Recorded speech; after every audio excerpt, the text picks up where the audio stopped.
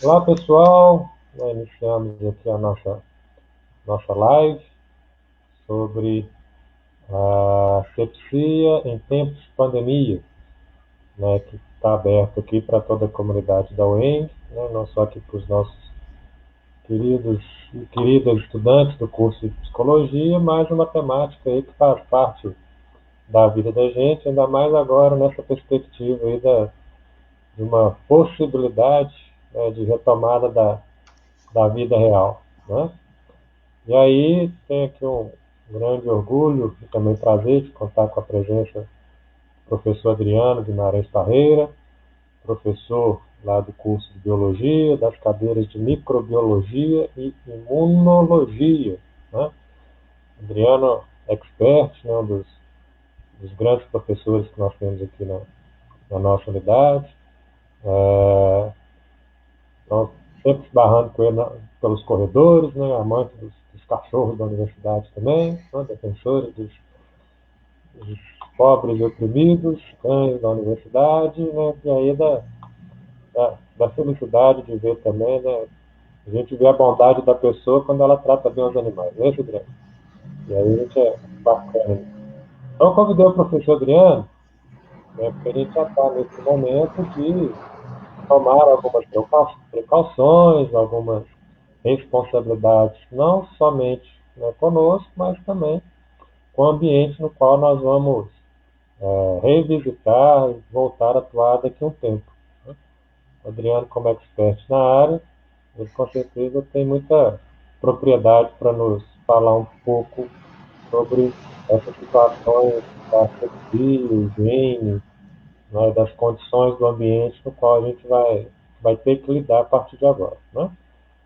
Então, a honra toda nossa, Adriano, contar aqui com a sua presença na nossa live, né? E a gente vai construindo aqui uma boa relação. Como é que pode ser a participação de quem está nos assistindo? Quem tiver meu WhatsApp, pode mandar aqui mensagem direto para ele, ou nessa parte de baixo aqui dos comentários do Facebook, né, pode ir digitando, que a gente vai tendo acesso aqui também aos comentários, dúvidas, e aí a gente depois, né, da apresentação do professor Adriano, a gente vai fazer aqui um jogral, uma conversa rápida também. Então, desejar novamente boas-vindas ao professor Adriano e deixar com ele aqui, né, as, os caminhos para fazer aqui toda a sua apresentação e seu discurso, né? Então, boa tarde a todos. Professor Adriano, contigo. Bom, eu gostaria de agradecer o convite, professor André. Fiquei muito lisonjeado por estar participando, né, na tarde de hoje aqui. Muito bacana essa iniciativa, né? Boa tarde a todos, né? Antes de mais nada, todos que estão nos vendo aí, estão assistindo, participando dessa live. Agradecer pelas palavras, não chega a tanto, mas a gente vai tentando, fazendo aí por meio de um esforço, né? Tentando fazer o melhor que a gente consegue, né? Então, conforme foi dito, a proposta de hoje a gente falar um pouquinho sobre questões relacionadas à sepsia, né? Nesse contexto de pandemia, de SARS-CoV-2, né? Eu gostaria só de deixar destacado aqui que muitas vezes, ou vários apontamentos, várias observações que eu posso estar trazendo hoje, amanhã já pode mudar. Então é tudo muito novo, né? Acho que está todo mundo por dentro da realidade, né? Todo mundo dentro desse contexto, acompanhando aí na mídia, etc, etc, todos os canais aí que a gente está tendo acesso. Muitas vezes o que vale hoje, amanhã já não vale, né? Muita novidade aparecendo, né? Muitas descobertas novas, em média aí, a literatura especializada, né? A gente tem informação que há 200 artigos científicos sendo publicados em média por semana relacionado à Covid-19, né? Então é isso. Então a proposta aqui é a gente fazer um bate-papo aí, tem uma breve apresentação que eu montei, né, para chamar a atenção de alguns aspectos aí, relacionados sobretudo à prevenção, né, à proteção, né, uma forma aí de reduzir a proliferação, né, que está em alta no Brasil e Minas Gerais, nesse momento, na data de hoje, inclusive, né, data em que o nosso presidente da República confirmou que está com com Covid, enfim. Então é isso. Lembrando que, repito, que o que eu estou trazendo é o que a gente tem de informação, né, mais atualizada, mas que amanhã ou depois já pode mudar. Porque eu já tenho informação de ontem, por exemplo, né, que muda um pouco o que eu vou apresentar para vocês hoje. O que eu montei ontem à tarde, ontem à noite eu vi algo novo na mídia. Certo? Então a proposta é essa, agradeço mais uma vez a oportunidade, então a gente já pode dar início à apresentação aí, né, André? Deixa eu ver se eu consigo. Se eu abrir aqui, aparece? Está dando para ver? Tá ok? Já está aparecendo. Tá ok. Então, gente, como eu havia dito, eu fiz essa breve apresentação, né, para nortear essa conversa aqui hoje. Né? Deixa eu só fazer um negócio aqui. E nós vamos falar um pouquinho sobre a sepsia, né, esses cuidados, né, para evitar o contágio, sobretudo aqui dentro do nosso contexto, né, do SARS-CoV-2, do novo coronavírus. Né? Esse aqui é o desenho, vou falar um pouquinho, assim, bem pouco sobre a morfologia, um pouquinho sobre a fisiologia, que nos ajuda a entender, inclusive, né, questões relacionadas a medidas de prevenção. Certo? Tá ok o áudio aí, André? Tá ótimo, perfeito. Tá dando para ouvir, né? Então vamos lá. Bom, primeira questão é a seguinte: o vírus ele pertence a essa família, né? Do grupo dos coronavírus, pertence à família Coronaviridae, né? Porque ele apresenta esse aspecto de coroa, que está representado aqui nessa imagem. Esse aspecto de coroa, ele advém de algumas proteínas que compõem essa estrutura aqui, que chama proteína S, spike, certo? Essa estrutura, ou essa proteína spike, né, que vem de espinho, no inglês, que reconhece as proteínas que estão presentes em boa parte das células do corpo humano.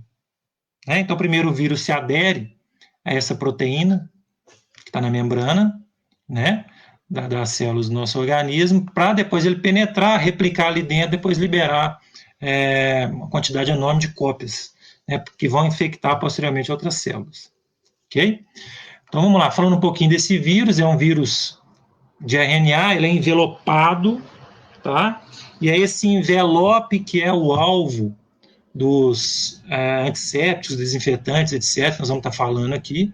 Ele é facilmente destruído, né, pela ação do álcool 70, pelo sabão, alguns desinfetantes. Vamos falar um pouquinho agora, da agora para frente, vamos falar um pouquinho sobre isso. Né? Existem algum histórico de contaminação por coronavírus, que foram aqueles casos registrados em 2002, né, o SARS-CoV-1, em 2012, lá no Oriente Médio, lá na Arábia Saudita, que é o MERS, né? MERS-CoV, que levou aí a 858 mortes, uma letalidade de 34%, né? Uma letalidade maior do que a gente está vivenciando aqui hoje, mas que apresentam características muito semelhantes ao SARS-CoV-2, que causa a doença, né, a Covid-19, certo? Em relação ao material genético desse vírus, ele apresenta 96% de semelhança, okay? Isso é muito interessante, com o genoma de um coronavírus isolado de morcego, tá? Que é o genoma do vírus que foi batizado de RATG13. Tá? Muito provavelmente, o SARS-CoV-2 ele veio de uma recombinação de um coronavírus presente em morcego, certo? Na presença de um outro animal que é dito hoje ser um hospedeiro intermediário, que é o pangolim. Vou falar um pouquinho sobre o pangolim. Ok? Então, há semelhanças, 96% do genoma do coronavírus, eles parecem muito com o coronavírus isolado de morcegos, porém, as proteínas, os aminoácidos que compõem aquela proteína spike, elas são muito mais semelhantes, apresentam maior semelhança com outro vírus isolado de pangolim. Então, acredita-se que houve aí uma recombinação, uma prova recombinação, sendo que, salvo engano, semana passada já foi publicado um artigo científico dizendo que é possível que um terceiro elemento, né, represente um elo, que até então era dito um elo perdido entre esses dois animais, que seria o chamado rato de bambu, muito comum em algumas selvas lá da China, né, de algumas regiões de mata ainda preservadas na China. Tá? Mas é daí que vem aquela história de que lá no mercado chinês comeram morcego e aí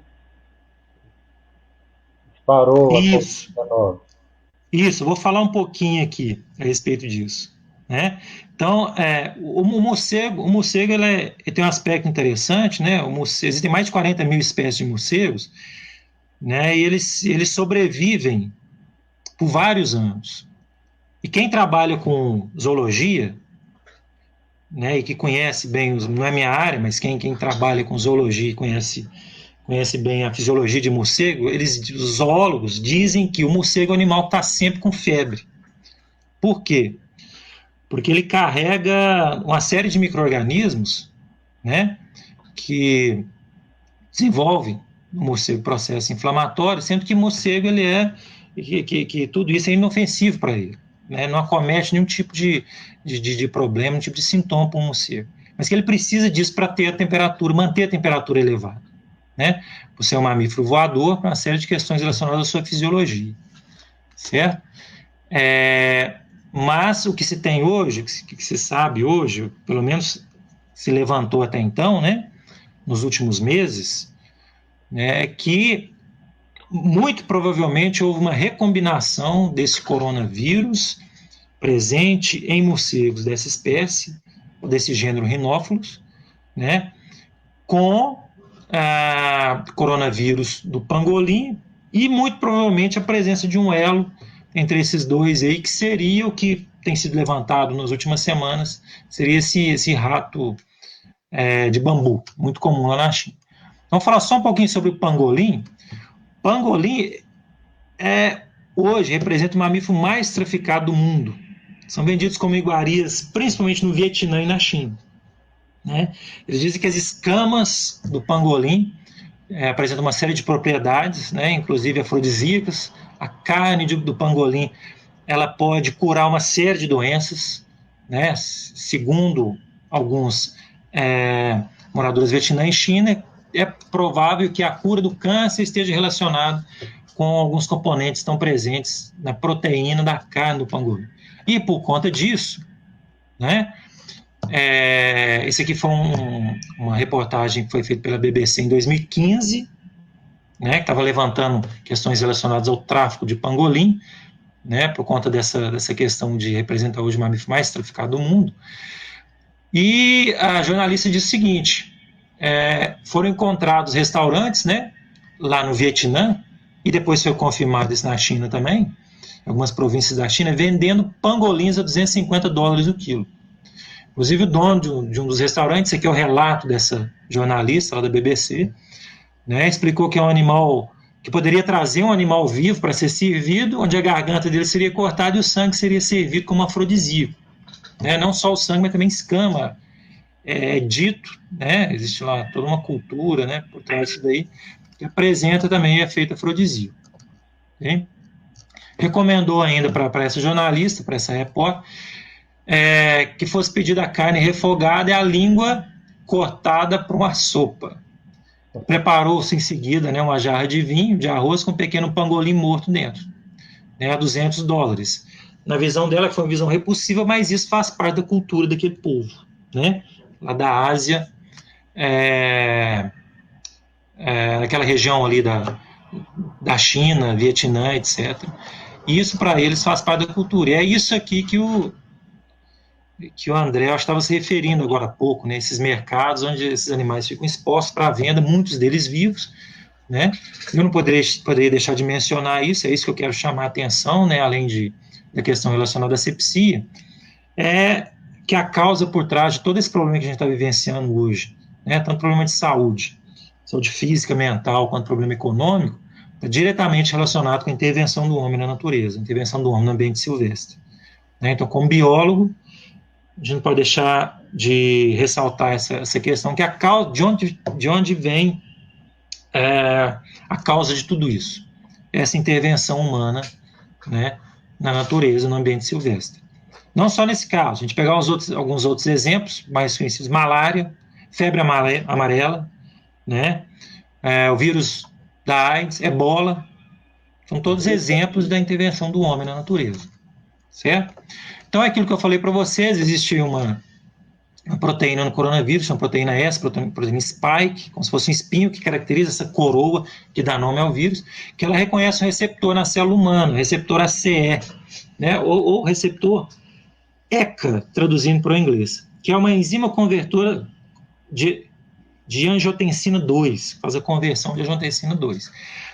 A característica que diferencia esse vírus de alguns outros, né, de outros coronavírus, na verdade, é que esse receptor está presente em uma diversidade muito grande de células humanas, né? Por isso que a sintomatologia, né, da Covid-19 ela varia tanto, né? Inclusive, em alguns casos mais graves, pode afetar vários órgãos, não só aqueles relacionados à parte respiratória do corpo humano, né? Então, intestino, rins, cérebro, etc. Por quê? Porque esse receptor ACL está presente em uma infinidade de células no corpo humano. E não por acaso, aqueles que têm diabetes, né, representam um grupo de risco, né, representam uma comorbidade importante nesse caso, né, já que a expressão dessa proteína é aumentada em pacientes com diabetes tipo 1 e tipo 2, tratado com inibidores de ECA e bloqueadores receptores tipo 2. Né? Dentre esses outros fatores, justificam essa necessidade de um maior cuidado com esses grupos de risco, né? Dentre eles, aqueles que têm diabetes. Okay? Então, vamos lá. Partindo mais diretamente aqui para a nossa proposta, né, de hoje, a questão relacionada à sepsia, né? Então, feito essa apresentação de algumas características do vírus, que vão nos ajudar a entender um pouco da importância, né,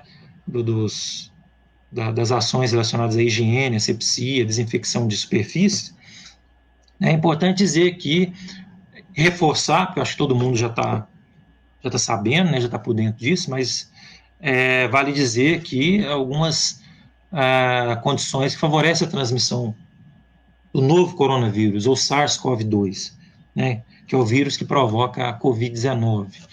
Né? Transmissão ocorre principalmente pelo contato com a pessoa infectada, por meio de gotículas respiratórias, né, geradas quando a pessoa tosse, espirra, gotículas de saliva ou secreção nasal, certo? Lembrando que, é o que eu falei com vocês agora há pouco, ontem à noite eu já vi um trabalho, um material que foi publicado, de que existe uma probabilidade muito grande desse vírus permanecer no ar por um tempo maior do que se pensava até então. Né? Então, não só aquelas gotículas, aquele material microscópico que está na escala dos micrômetros, na verdade, que é depositado em superfície, traz esse risco, carrega esse risco. Né? O próprio ar ambiente, sobretudo em condição de ambiente fechado, né, aumenta muito a chance por contaminação caso alguém seja contaminado naquele ambiente, já que essas partículas elas podem permanecer por um bom período, um longo período em suspensão no ar. Além disso, a transmissão por meio de fomites é assumida como plenamente plausível, ou seja, pela matéria inanimada, superfície, né, seja lá qual material compõe essa superfície, a natureza desse componente, também onde gotículas serão depositadas e há, sim, grandes chances, né, já que esse material pode sobreviver por dias naquele local, de que haja uma contaminação por conta disso. Né? No caso anterior, né, supunha-se que a sobrevivência dava por horas, essas gotículas que são expelidas com a tosse, espirro, etc., né, Mas ontem assim, bem recente, já vi um trabalho que pode contrariar essa suposição aí, né? Então já houve detecção de material genético do novo coronavírus em swab oral, anal, sangue, e hoje há muitos trabalhos, né, que têm levantado contaminação em esgoto, né? O pessoal tem conseguido isolar algumas amostras de esgoto, feito sequenciamento genético, né? E é possível detectar aí a presença do genoma viral em vários materiais, inclusive de esgoto, que até permite fazer um retrospecto aí do período de contaminação e os locais onde há maior incidência desse vírus. Então, depois, se alguém se interessar, a gente pode disponibilizar essa apresentação aí, né, André? Aqui tem alguns materiais, só para chamar a atenção de vocês, que a referência que eu estou utilizando boa parte dela é da Fiocruz. A Fiocruz traz hoje uma série de materiais muito interessantes, né, muito objetivos, né, uma abordagem bem interessante, no sentido de nos alertar, né, de divulgar algumas questões técnico-científicas, mas com uma abordagem mais acessível para a maioria, né, questões relacionadas ao novo coronavírus, a Covid-19. Ok? Então, a precaução para reduzir a proliferação são essas que muitas de vocês já conhecem, que eu vou reforçar aqui: lavar bem as mãos com água e sabão, usar álcool em gel, cobrir o nariz e a boca ao espirrar, não compartilhar objetos pessoais, manter o ambiente bem ventilado, né? Mesmo porque esse trabalho que foi lançado, não sei se ele foi publicado ontem ou antes de ontem, mostra muito bem isso. A chance de contaminação no ambiente fechado é muito, muito maior. Evitar aglomerações, acho que é algo que todo mundo já conhece, né? Esse aqui é um outro material que está disponível lá, né? Eu tenho utilizado esse material da Fiocruz e da BBC como referência, que são materiais muito ricos, muito interessantes. Em relação à limpeza de superfície e objetos, né? Então, como já foi falado, uma das formas de contágio, né, contato com superfície e objetos contaminados, celulares, mesas, maçanetas, teclados de computador, hastes de apoio em ônibus, etc. Como, além disso, o contato com pessoas doentes, por meio de toque de mão, gotícula de saliva, espirro e tosse, etc. Né? Então, o que a gente precisa prestar muita atenção, né, e nos policiar em relação a isso, em relação à limpeza e desinfecção de vários locais, né, de vários pontos dentro de casa ou fora de casa, a gente tem contato no dia a dia, né, que seria o chão, as maçanetas, corrimão, interruptores de luz, embalagem de produtos, chaves, celulares, etc., que podem carregar partícula viral, inclusive, que consiga se manter viável aí quando em contato, né, com o organismo por vários dias nessa superfície. Então, para que se evite esse contágio, essa proliferação do SARS-CoV-2, né, sugere-se que, ao chegarmos em casa, retiremos nossos calçados, né, façamos a limpeza em um local reservado, assim como trocar a roupa, lavar aquela roupa que foi usada e que veio, né, da rua, lavar separadamente das outras roupas, né, outras vestimentas em casa, promover a higienização das mãos, tomar banho, recomendável também higienizar objetos que levou para a rua, exemplo, celular, chave, carteira, além de outros como a sacola de mercado, certo? Tudo isso no sentido de evitar esse contágio, essa proliferação do coronavírus, né? E em relação, né, que eu gostaria de chamar a atenção de alguns pontos, que eu falei até agora, muito provavelmente vocês já ouviram, já estão até praticando, né? Existem alguns produtos que são recomendados, ou que são mais recomendados, né? Sobretudo aqueles indicados pela OMS, Organização Mundial de Saúde, que realmente são eficazes nesse controle, né, da proliferação, né, na destruição do vírus, como uma partícula, né, que quase que, basicamente, uma molécula de RNA, mas que, por ser um vírus envelopado, permite com que uma limpeza, né, das mãos com água e sabão, né, ou ainda álcool 70 na forma líquida ou em gel, e a desinfecção de superfície com hipoclorito de sódio e outros desinfetantes, em geral, permitem né, com que seja uma ação eficaz na destruição desse vírus. Né? Lembrando que hipoclorito de sódio, gente, é importante que antes do seu uso faça uma leitura da embalagem, no rótulo desse produto, porque ele tem indicação, né, da quantidade, do volume a ser diluído, né, 1:3 de água, enfim, a depender do local onde esse produto vai agir. Né, e também o tempo de disposição desse produto naquele local.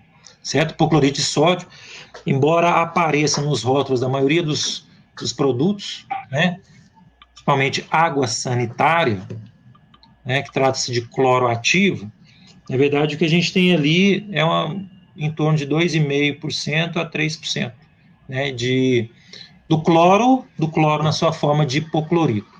Tanto é que hipoclorito de sódio e hipoclorito de cálcio também é eficaz, tanto quanto o hipoclorito de sódio. O que importa ali, né, é o hipoclorito, o presente do hipoclorito. É um oxidante muito forte. E a recomendação é que utilizem produtos realmente regularizados, né, pela Anvisa, não se recomendando, né, o uso de produções caseiras ou vendidas informalmente, sob o risco aí de ocorrência de queimaduras, intoxicações, irritações, etc., além de não poder, né, não trazer aquele resultado esperado. Existe um potencial aí, eventualmente não são produtos tão efetivos, tão eficazes, né, quanto os demais indicados aí pelo OMS e por todos os órgãos que a gente tem visto aí na mídia, né? Então aquela propaganda do sabão em pó que diz que mata vírus é propaganda enganosa, porque todo sabão mata vírus. Pois é, eu fico curioso, tenho vontade de pegar aquele produto e ler o rótulo dele, André, para ficar mais por dentro do que aquela propaganda está querendo, a mensagem que aquela propaganda está querendo transmitir, né? Mas é isso que eu falei, é um vírus envelopado. Esse envelope ele é facilmente destruído, certo? Por sabão, né? Por água sanitária, álcool 70. Ok? Então, assim, para mim, a princípio é uma propaganda enganosa, sim. Eu queria entender se tem algo mais, algo além ali, né? Mas não é uma especificidade daquele sabão em pó, não. Né? Não é específico, não, porque se sabão está presente, então, né, para esse tipo de vírus, pelo menos. Bom, em relação ao álcool gel. O gel, né, é recomendado pela OMS para a higienização das mãos. A gente tem o álcool gel que ele é saneante, aquele é cosmético. Saneante é aquele utilizado em superfícies inanimadas, desinfetante de uso geral. E o cosmético é utilizado como antisséptico, né? Antisséptico é todo aquele composto que pode entrar em contato com a pele, né? E uma informação que eu acho que todo mundo tem que ficar bem atento, eu não sei se todos estão prestando atenção nesse detalhe, né? Quando forem adquirir o álcool, né, como antisséptico, né, ou como desinfetante, prestarem bastante atenção no rótulo do frasco do produto, se está descrito 70 graus INPM. Tá? Tem que estar lá 70 graus INPM. Ok? Aqui perto de casa tem um supermercado, né, no início da pandemia e ainda até agora, né, o que eu tenho visto é vários produtos colocados à venda, no caso álcool, né, mas que não tem essa característica. Então, álcool 62,4 não é a mesma coisa, tá? 70 graus INPM, ok?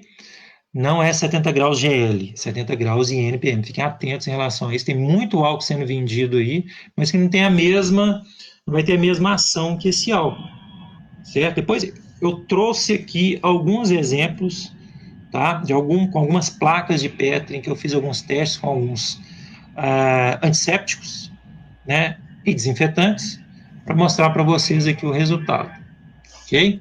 Prestem bastante atenção nisso, 70 graus INPM. A água sanitária, como eu falei para vocês, ela é composta de 2 a 2,5% de cloro ativo, que na verdade é o hipoclorito de sódio, né? Hipoclorito é uma reação lá, ele provém de uma reação da soda cáustica, do hidróxido de sódio com cloro, né? Cl2, que é gás, ele fica borbulhando ali naquela solução. Okay? Pode ser obtido também por meio da hidrólise de cloreto de sódio, mas fato é que a água sanitária, a composição dela é de 2 a 2,5% de hipoclorito de sódio.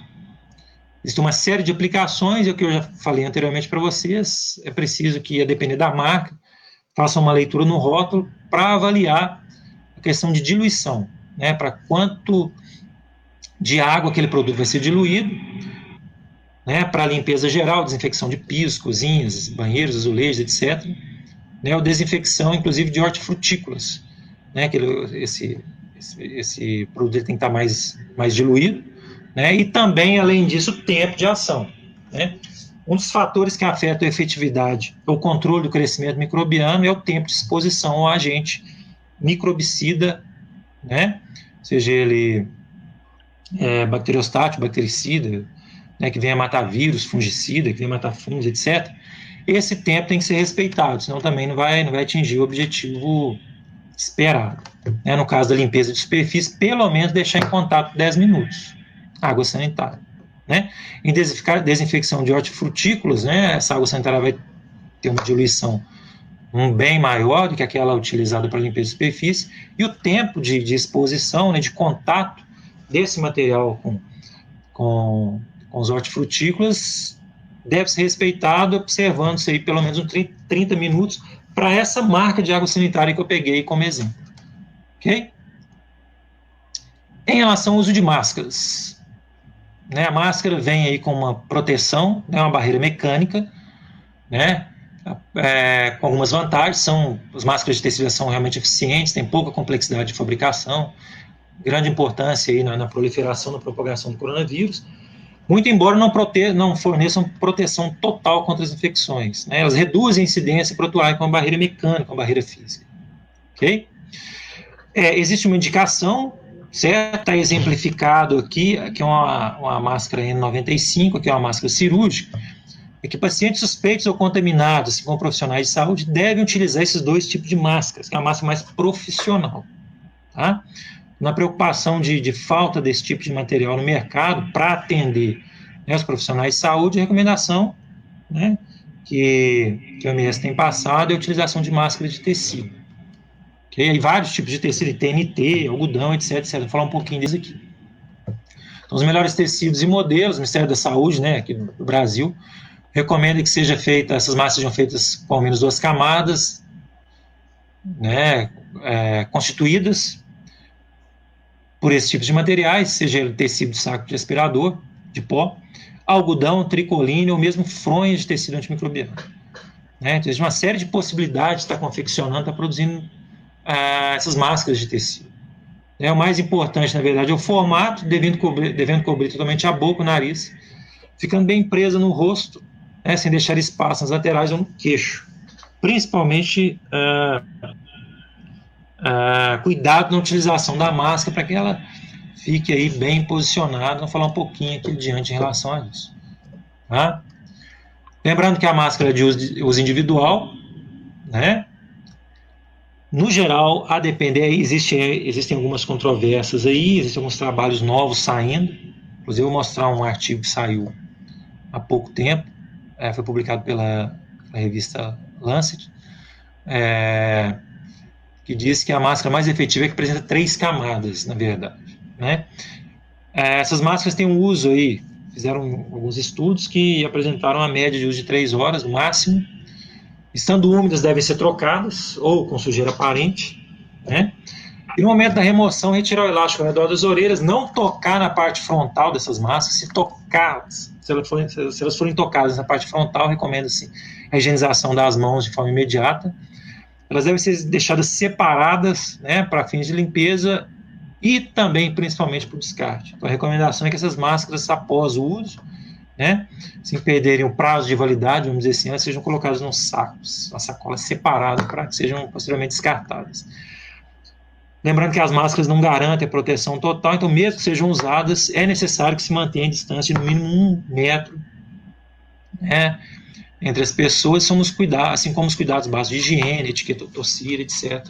como espirrar. Esse aqui é um trabalho que foi apresentado, também uma publicação daquela mesma revista que eu mencionei, que, por exemplo, dentro do supermercado, se o indivíduo espirra ou tosse, né, aqui nesse corredor, né, as partículas que são por ele liberadas podem atingir, né, o indivíduo está no outro corredor do supermercado. Okay? Por conta do tamanho, do peso dessas partículas, da massa dessas partículas, podem atingir alguns espaços até então inimagináveis, algumas distâncias até então inimagináveis, né, que passavam na cabeça de muita gente que fosse possível esse contágio, essa proliferação por conta dessas partículas que são expelidas com a tosse, espirro, etc. Esse é o trabalho que eu disse para vocês, que foi publicado há pouco tempo, se não me engano foi em junho, foi em 1º de junho, né, que traz aí a maior parte desses trabalhos relacionados à Covid, Covid-19, né, o novo coronavírus, muitos deles estão liberados para acesso, né? Então tem muito trabalho sendo publicado e grande parte deles, seja na Science Direct ou várias outras plataformas aí, a gente consegue acessar.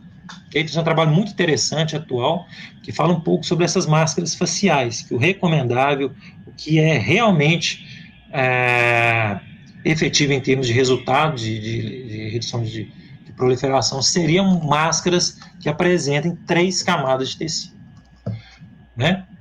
Então, essas aqui são algumas informações interessantes que eu vou deixar aqui, também de alguns trabalhos que foram publicados recentemente, que mostram que, alguns dados bastante interessantes, existe se infectar com o vírus, estando a menos de 1 metro de distância de uma pessoa com confirmação ou suspeita de 12,8%. Né? Então, não por acaso, essa medida que há algum tempo atrás estava estabelecida em 2 metros, hoje é 1 metro, ela é tão importante em termos de redução, né, dessa proliferação. O número diminui para 2,5% quando se permanece a mais de 1 metro e cai pela metade se a distância ficar em 2 metros. Ok? Já quando uma pessoa infectada cruza com outra e nenhuma delas está de máscara, a probabilidade de se contaminar é de aproximadamente 17,5%. Com o uso da máscara, essa probabilidade cai para 3% aproximadamente. Né? E, além disso, a depender do ambiente de trabalho, a depender do local de trânsito do indivíduo, faz necessário também a utilização de protetor ocular, né? Que, quando não utilizados, traria um risco de infecção de 16%, a depender do ambiente. Apostar nesse item também, né, diminuiria esse índice para 5,5%. Né? Então, de novo, reforçando mais uma vez, as pessoas precisam entender, né, que a máscara não é uma alternativa a espaçamento físico ou lavagem das mãos. Né? Elas podem sim representar uma defesa extra. Ok? Eu deixei aqui algumas informações que eu achei interessantes, mas não vou fazer a leitura delas aqui não, né? Vou deixar à disposição aí, André, depois se quiser deixar isso disponível em algum espaço. Eu acredito que muito do que eu falei, a maioria já sabia, já vem praticando, né? E boa parte aqui era mais para reforçar mesmo esses cuidados, né? Mesmo porque mais cedo ou mais tarde a gente vai... hoje mesmo, né? É necessário que a gente esteja se mobilizando, se movimentando por alguma razão, né? E esses cuidados são essenciais para que esse contágio, essa proliferação, né, por conta desse novo coronavírus, esteja sob controle. Né? Muito embora hoje está passando por uma situação bem complicada, né, tendo em vista aí os índices que têm sido reportados aí pela mídia, né, nos últimos dias. Né? Minas Gerais tem aumentado muito o número de casos, né? Algumas cidades aí do interior têm passado por algumas dificuldades de leito, agora também alguns medicamentos, né, que permitem intubação. Então é muito importante esses cuidados, né, para que a gente possa aí, reduzir essa proliferação. Né? Como eu disse, é tudo muito novo, né, a gente não sabe aí o que está por vir, né, e eu me coloco à disposição. Eu queria só mostrar um material André, não sei como que eu faço isso aqui. São algumas placas de Petri em que eu fiz uso de alguns desinfetantes, alguns antissépticos, né? Especificamente em relação ao controle bacteriano, mas que reflete muito bem a realidade, né, da efetividade, da ação desse tipo de material em uma superfície, né, que esteja aí contaminada com algum micro-organismo. Ok? Eu não sei se foi muito claro, não sei se eu falei rápido demais, mas eu estou à disposição aí Foi para qualquer ótimo. pergunta, alguma dúvida. Mas Vou, acho que eu reforcei aquilo que todo mundo já sabe, né? não, foi ótimo sua apresentação. Vou pedir para o pessoal já fazer os comentários abaixo. Tem já algumas questões aqui no meu WhatsApp, o pessoal mandou. Se você quiser apresentar as lâminas aí, para ver se mais alguém tem alguma. Eu vou apresentar, porque eu acho que isso aqui reflete bem, né, o que eu acabei de falar. E isso daqui, eu não sei se tem alguém de outros cursos aí, isso aqui é uma prática que a gente faz nas aulas de microbiologia da UENG, inclusive. Entendeu? Deixa eu ver aqui se... Deixa eu acender uma luz aqui, só um minutinho.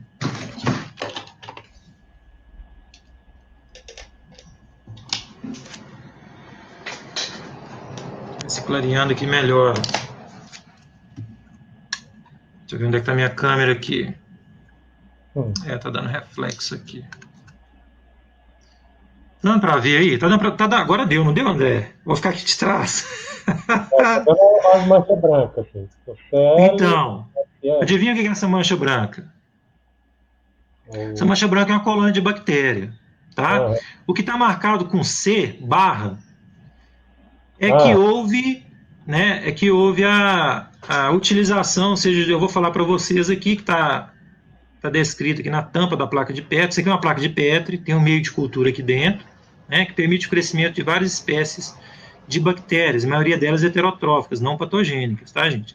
Isso aqui foi um teste que eu fiz com alguns antissépticos, alguns desinfetantes, e uma superfície, né, que não é da minha casa, né, mas uma superfície utilizando aí álcool, etc, etc. Vou falar para vocês aqui.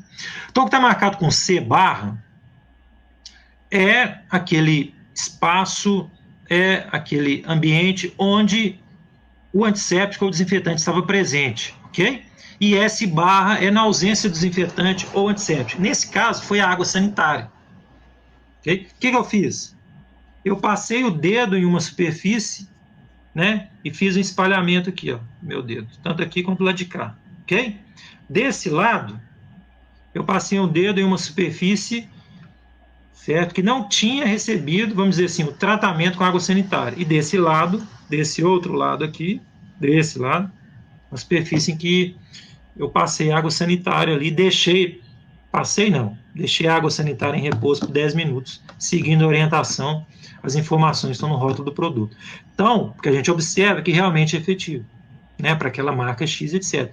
O que ocorreu que foi o crescimento de uma única colônia de bactéria, e desse lado a gente observa uma série de colônias bacterianas que estavam presentes, né, junto àquele material, aquele particulado que estava depositado naquela superfície.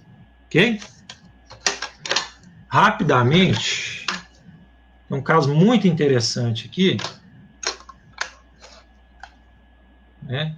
Olha que interessante, gente. Isso aqui é muito interessante. Isso aqui que chama atenção. Quando a gente fala que o álcool tem que ser álcool 70, não é por acaso. Essa placa que eu utilizei álcool, está escrito aqui álcool, aqui atrás, tá? Eu utilizei álcool 100%. Peguei um frasco de álcool, tá? Eu tinha lá e passei na superfície. Passei o álcool com um papel toalha na superfície, ok? Passei meu dedo ali, em seguida passei o dedo aqui, ó, nessa direção. Desse outro lado, tá aqui S barra, não sei se está todo mundo vendo. Aquela superfície não teve contato com álcool. A gente observa que houve uma redução, né, mas ainda há muito crescimento microbiano naquela superfície em que foi colocado, que esteve em contato com álcool 100%. Né? O que mais? Sabão.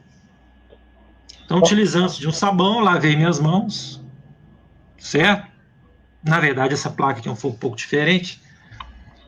Eu passei o dedo na superfície, passei o dedo aqui, Em seguida, com o mesmo dedo, eu lavei com água e sabão, certo? Passei aqui, só que depois da água e sabão, eu passei álcool 70 também. A gente observa nenhum crescimento microbiano, né? E para finalizar não, tem mais duas. Essa daqui também eu fiz o mesmo procedimento, porém eu não fiz uso do álcool 70, tá? Para mostrar que o sabão realmente é efetivo, certo? E nesse caso aqui, ó, olha que interessante. Nesse caso, gente, olha só, que muitas vezes, tá? Você está dando para ver, está dando um pouco de reflexo, né? Essa placa representa um caso em que eu utilizei o álcool, tá? Minha mão estava suja, eu passei o dedo na superfície, eu vi que saiu uma sujidade ali, a mão estava suja, eu não lavei as mãos. Então eu não removi aquela sujidade antes de passar o álcool 70. Então muitas vezes, ou o que é recomendável na verdade, é que façamos primeiro, ao chegar em casa, né, façamos a limpeza das mãos com sabão, né? Que por meio daquela fricção ali a gente consegue remover a sujidade que eventualmente esteja presente na superfície das mãos, dos dedos, etc.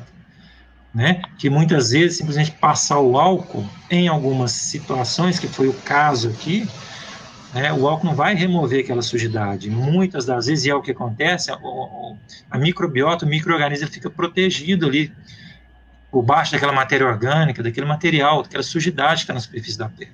Entendeu? Então, esses testes, vamos dizer assim, que eu fiz com essas placas de Petra, eu trouxe para ilustrar isso que eu já falei e que eu imagino que a maioria já está sabendo. Né? Essa apresentação que eu fiz, eu acho que foi nada mais que chover no molhado e reforçar o que todo mundo já sabe. Mas de forma mais prática, eu trouxe esse material para mostrar para vocês que realmente é efetivo. Né? Limpeza de superfície com água sanitária é efetivo, observando-se ali, obedecendo as informações que estão no rótulo daquele produto, daquela marca. Né? A limpeza das mãos com água e sabão também é importante, traz resultados efetivos em termos de redução de carga microbiana, né? Destruição do vírus SARS-CoV-2, é um vírus envelopado, é uma característica diferenciada, que para nossa sorte ele é envelopado, que facilita que seja destruído por meio do uso de sabão, né? Embora a gente saiba que tem muitas regiões, né, muitas comunidades, muitas situações aí que a gente tem visto que nem acesso a água e sabão algumas pessoas têm tido, né? Infelizmente. É uma realidade brasileira aqui, né? E era isso, André, que eu queria mostrar para vocês, mais chamar atenção em relação a esses antissépticos, né, esses desinfetantes. Lembrando que, quando forem comprar o álcool, nunca se esqueçam de observar que tem que ser álcool 70 graus INPM. Se for 70 GL, não é a mesma coisa, 70 graus INPM. Okay? Qual que é a diferença entre os dois? E aquele álcool 96%, pelo que você mostrou também, não resolve, tem que ser o 70%. 70, tem que ser o 70, entendeu? Isso é a unidade que é utilizada, né, lá para a produção e obedece a alguns critérios técnicos específicos lá das agências reguladoras, né? E o efetivo mesmo é o álcool 70 por suas propriedades específicas e aquele que vem da unidade INPM, certo? Tem aqui no meu WhatsApp, aqui, ó, perguntando da questão da vacina, né, né, como é que é a vacina, vai acontecer, não, demora, dá um aparato.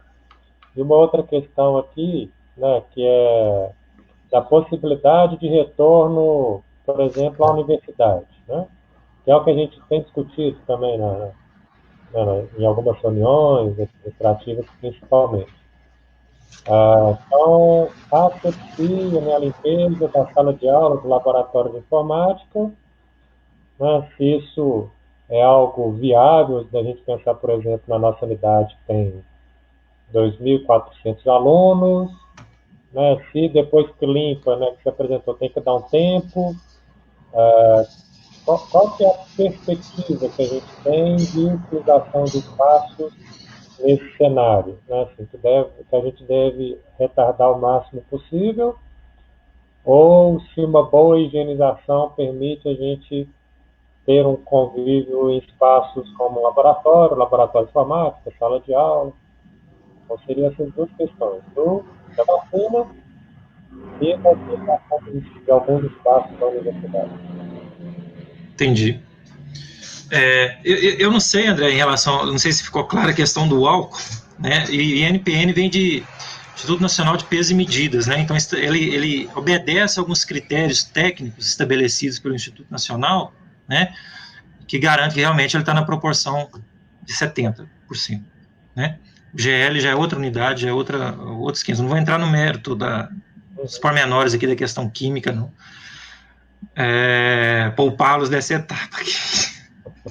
Bom, a notícia boa, gente, não sei se vocês estão acompanhando aí, é que aquela vacina lá de Oxford, 2.000 voluntários no Brasil, né, são profissionais da área de saúde, salvo engano, já está no estágio 3 de teste clínico, né?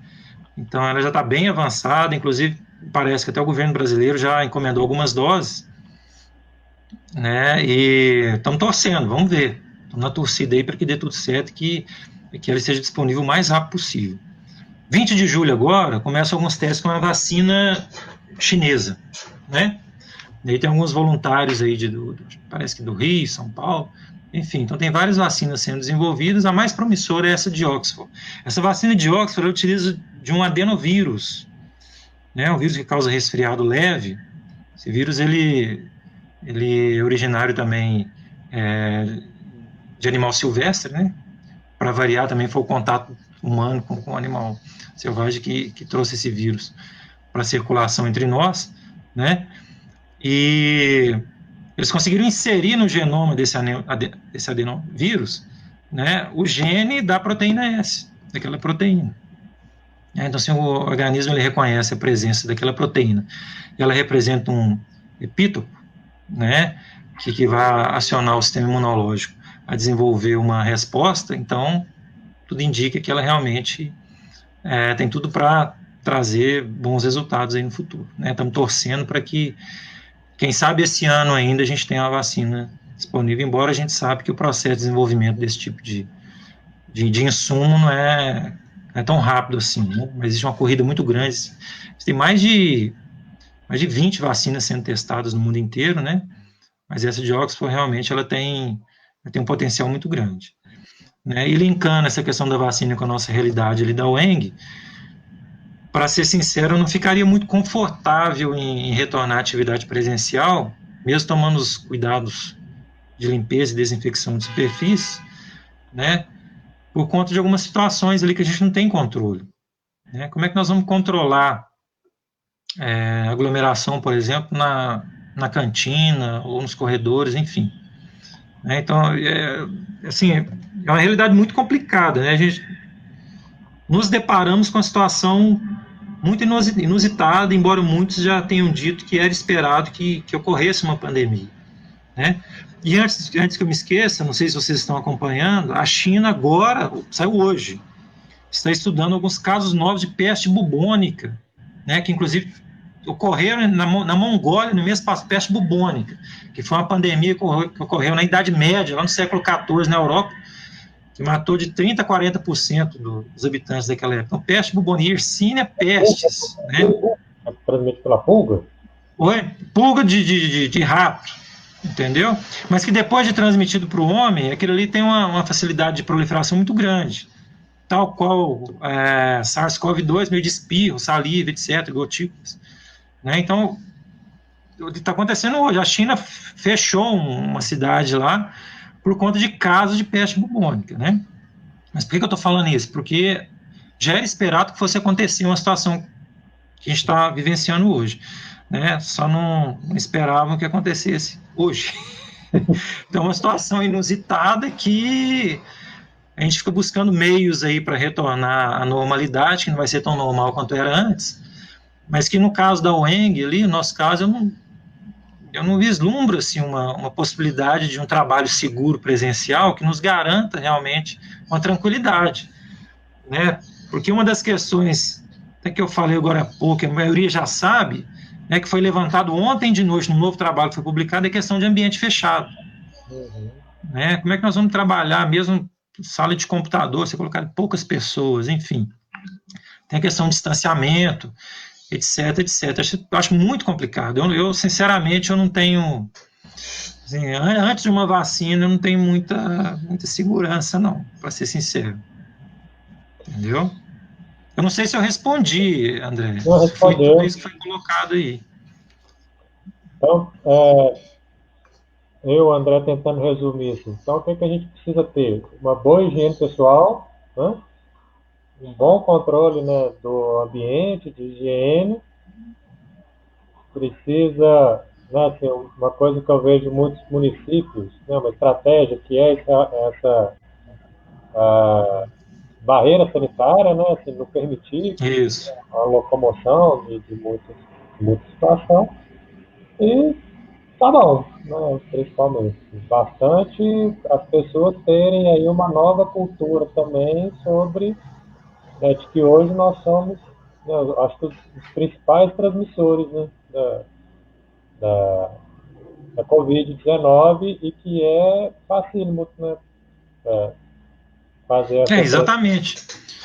É o que a gente está vendo hoje, por exemplo, Belo Horizonte. Belo Horizonte teve que rever aquela situação de flexibilização, né? E se a situação não melhorar, né, tem até uma perspectiva de lockdown na cidade. Né? Então, cada um tem que fazer a sua parte, e que eu acho que de positivo que a gente vai retirar disso daí, primeiro, reforçando aquilo que eu falei, né, como biólogo, tem que reforçar isso, que a causa principal está diretamente relacionada com a intervenção do homem na natureza. Né? A gente tem que rever essas ações, essas atitudes, né? E não é o primeiro caso, né? Se a gente pegar os outros exemplos, febre amarela, né? Como eu falei para vocês, até o sarampo. Se eu fazer um estudo do sarampo, você vê que o sarampo veio também de origem animal, né? De um animal silvestre, né? HIV e dentre vários outros casos aí. Né? Primeiro é essa questão, né? Tá ciente disso. Quem provocou isso foi o homem intervindo na natureza. E segundo que eu imagino que muitos, né, vão acabar por adotar essas práticas aí pós-pandemia. Esses cuidados com higiene, chegar em casa, lavar as mãos, retirar a roupa, né, trocar de roupa assim que chegar em casa. Se possível, né, dependendo da condição de cada um, tomar um banho assim que chegar em casa, né? Porque isso não vale só para Covid-19, isso vale para uma série de outras doenças, né, transmissíveis, que estão por aí. Né? Eu vi relatos de várias pessoas, a gente sempre gripava nessa época do ano. É engraçado que esse ano eu não gripei. Né, ué? Muito provavelmente está relacionado com os seus novos hábitos de higiene, né? Com as ações que você está tomando a partir de agora por conta desse quadro aí de pandemia de Covid-19. Né? Acho que, por mais que a gente está passando por um quadro muito complicado, né? Muito difícil, diferentes pontos de vista aí, né? Eu acredito que a gente consegue tirar muito positivo disso daí, essa vivência que a gente está tendo aí, desse contexto aí de quarentena, etc, etc. Certo? certíssimo, doutor Adriano. Nós já estamos chegando a uma hora, né, de live, já está tempo bom, né, que a gente está considerando de discussão, de apresentação, né? Até para o tempo que a gente aguenta também, né, uma vez que a gente tem um monte de atividade. Só agradecer, né, pela sua apresentação, né, pela explicação que você deu, esclareceu muito, né, eu acho que a, a fala, né, o seu discurso enquanto profissional da biologia, para a gente que está num outro campo, né, é importante ainda mais apresentar de uma maneira didática aí as lâminas também, né, sobre como que as bactérias proliferam também. Eu acho que isso valeu o dia, foi bom demais. E é, avisar, né, então, para os nossos alunos, para quem está nos assistindo, né, que as atividades na UENG retornam remotamente, dia 27, né, e aí os cursos estão se organizando para isso. né? E aí vou na perspectiva do professor Adriano também, de que atividades presenciais na unidade considero também bastante inseguras no momento, né? Acho que precisamos avançar um pouco mais nessa organização e que, a partir, né, já de há muito tempo, considerar aí o aspecto da higiene pessoal como um fator primordial.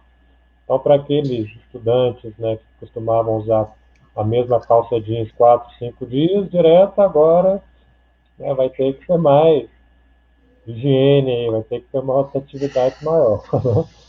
Vai ter que trocar o uniforme com mais frequência, né? Só agradecer, professor Adriano, né? Se o senhor quiser ainda fazer algum fechamento da apresentação, você fica à vontade também. Eu que agradeço a oportunidade, André. Se deixar um abraço aqui para você e para os demais aí que estão acompanhando, né? Não sei se eu esqueci de alguma coisa, talvez tenha passado batido alguma coisa aí, né? Estou aqui no quarto encontro online aqui hoje, né? E a gente está com um filho pequeno aqui em casa, então às vezes dormindo pouco e tal. Então, às vezes pode ter ficado alguma coisa para trás, mas a gente está à disposição aí, quem precisar aí, tem só procurar meu e-mail lá entre os e-mails da UENG, né? E é isso aí, gente. Vamos nos cuidar até que realmente saia essa vacina aí, que tem uma garantia de proteção efetiva, né? E o que nos resta, então, é tomar essas medidas, não só agora, eu sugiro que pós-pandemia continue, né? Cada um seu modo, na medida do possível, né? E que todos tomem cuidado aí, desejo aí sucesso, boa sorte a todos nessa nova retomada aí de ensino remoto pela UENG, tá? Um abraço para vocês aí. Então, eu vou fechar aqui o canal com o Facebook e a gente continua fazendo uma resenha aqui. Só um instantinho. Okay.